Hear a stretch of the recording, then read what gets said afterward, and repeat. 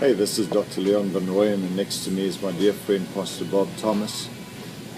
Today in Capture, I want to talk about one of our missions projects to the nation of Kenya. In April of 2001, we spent a few weeks there, and we want to share just some of the supernatural invasions of God. And Pastor Bob was with us, and his son, Pastor Rob Thomas, and we had many other pastors. We saw God move in a wonderful way in healing, in miracles, and deliverance. So I'm going to ask Pastor Bob just to share with you some of the things that he experienced while we were in Kenya.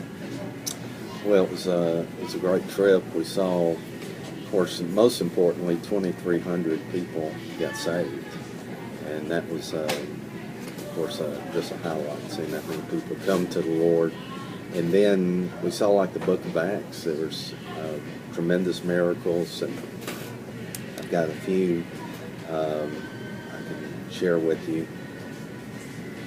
We had 3 people lacking sight in one or both eyes, and they were healed, and their sight was restored.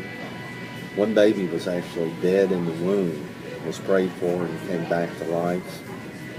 2 people were deaf in one or both ears, had their hearing restored. Many people with back problems reported they were healed. Tumors, many people had tumors disappear. At least 2 people came in wheelchairs and they were unable to walk. They left the meeting walking. The mayor of the city had been in an accident, was unable to use her arm and had full movement. It was much pain. After prayer, she had full movement, totally healed, no pain at all. A 7-year-old girl, child, spoke for the first time. She'd never spoken. She'd never been able to walk. And the process of healing started. She actually took some steps. So it's a great time seeing that. Curses that were placed on people were broken and reversed. One woman that had been bewitched, she had symptoms, given symptoms of pregnancy and venereal disease. She was miraculously delivered from the bewitching. The wife of a leader of a cult group got saved. She got filled with the Spirit. She came to the meetings. And let me interject on this one. This is a tremendous testimony. At the year when we went into the new millennium, 2000, the year 2000, this false prophet believed that the Lord would return. And when the Lord didn't return, he not only sacrificed his own children, he actually closed in the entire church building and set everyone alight. It was on national news. And this is the woman, the wife of this cult leader. And yeah. And actually, 2 of their daughters were killed. The husband actually set fire to the house. Their 2 daughters were burned and killed, and he did this as an offering to the devil. And then he ran off with all the group's money. Oh, and what about this? Their followers walk around with a skull on their head, tied around their head, naked. You remember the guys coming in with the skull naked? Yeah, that's Wow. The cult, yeah.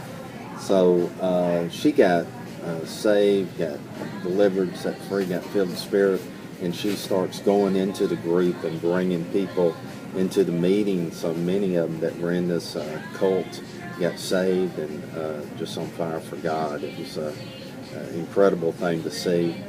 And they took their occult materials, they burned them, and it was just an incredible thing that many people knew. Everyone there actually knew about this cult group.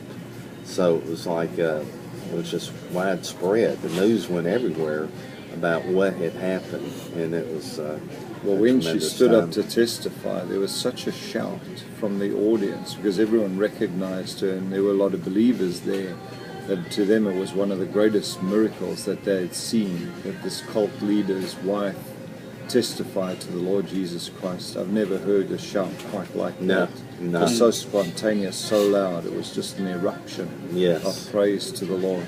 Yes, it was a wonderful time. And it was just, like I was saying, it's like the book of Acts. and just miracles were easy, and just seeing the hearts of the people respond to what God was doing. They're very knowledgeable about the spirit realm. They know about witchcraft and voodoo there because they see it. And they also recognize a higher power that comes in, and Jesus set these people free. That was something I'll never forget. Never forget.